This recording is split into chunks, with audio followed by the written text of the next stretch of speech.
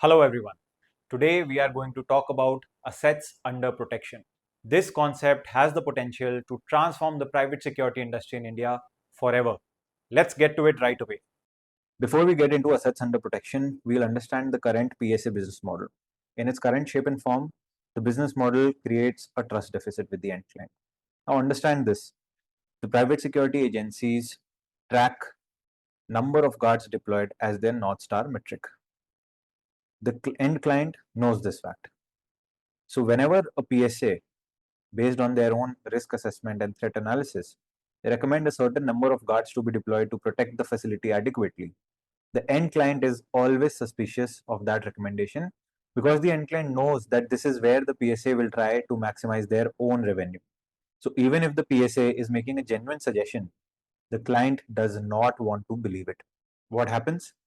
This creates a major trust deficit. And you also have to understand why is the client really suspicious of the PSA, because not only they feel that the PSA is trying to unnecessarily maximize their revenue at the cost to the client, but also they know that the quality of resources that the PSA will deploy most likely would be suboptimal, and that is their fear because they can't visualize the quality that they'll receive because it is not something which is tangible. So this creates a huge trust deficit between the PSA and their end client, and then this becomes a self-fulfilling prophecy. And this is known as the vicious circle of distrust. I'll tell you more about it. So here you see we start with the distrust here, right? The end client does not trust the PSA for the many reasons that I've explained to you already. What happens? There is always a disagreement between what the PSA wants to recommend versus what the client will agree to, which leads to the PSA compromising on how they are managing the security, which leads to bad quality output, due to which there is further distrust which is created, and this circle keeps going on and on and on and on. Now, whose responsibility is it to break the circle? I believe that the person or the stakeholder who's losing the most in this equation should step up and break this circle of distrust. Now, who loses in this equation? I believe that both the end client and the PSA lose. The end client, of course, lose by way of not getting proper security deployed, by wasting time, by wasting money. The PSA also lose by way of losing business and also the effort, the money, the time, the energy that they had spent in acquiring that client. So all that has now gone to waste. So then in this case, whose responsibility is it to break the circle? As I said, the person who's going to lose more must take the responsibility. And I believe that in this value chain, it is the PSA. So what's the solution? This is the solution: assets under protection. It is clear that the PSA business model needs to undergo significant changes. Now, what can be done about it?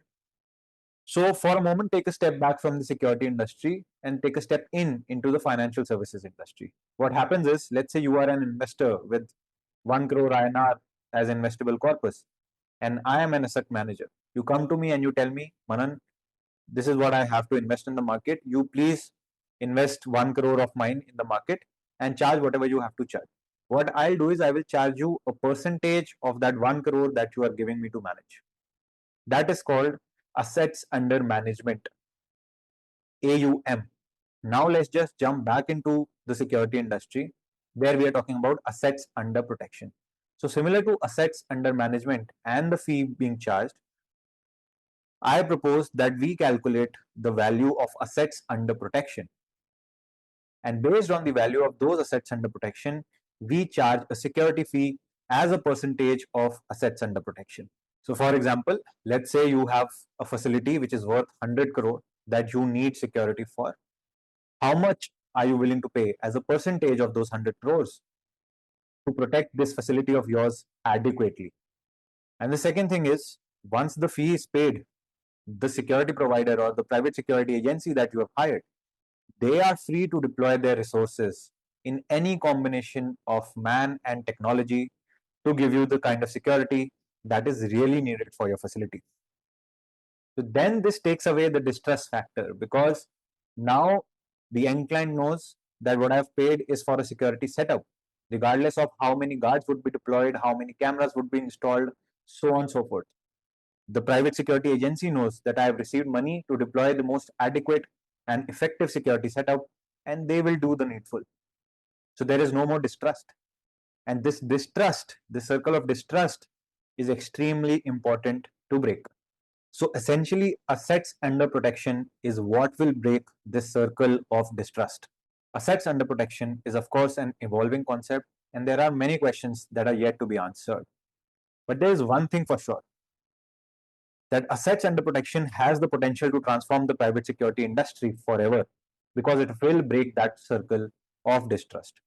But there is one more guarantee, that not all PSAs will be able to implement this concept or this business model effectively.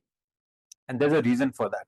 Because along with the traditional skill sets of providing security, a PSA would need additional skill sets to be able to first convey, pitch, and then implement this kind of a concept with their end client. I've listed down a few skills such as risk assessment, that of course PSAs know fairly well how to do. The second would be asset valuation. Now, how do you determine what is the value of assets under protection? Then, of course, there will be financial analysis, there will be tech savviness, there will be presentation and communication skills that will be needed. And most importantly, client obsession and centricity is what will be needed. So there's a small catch, right? There are no free lunches in the world. The catch here is that to implement assets under protection, which will essentially break the circle of distrust, you need trust to begin with. Why? Because pitching a new business model to an end client who is already suspicious of your ways of operations is extremely difficult.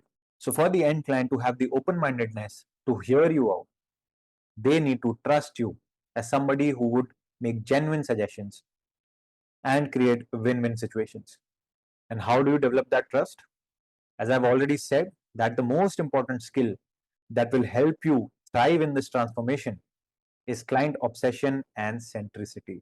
Because only when you are in the mind of your end client, you know the in and out of how they think, what they need, what is it that they don't need, what are their pain points, etc.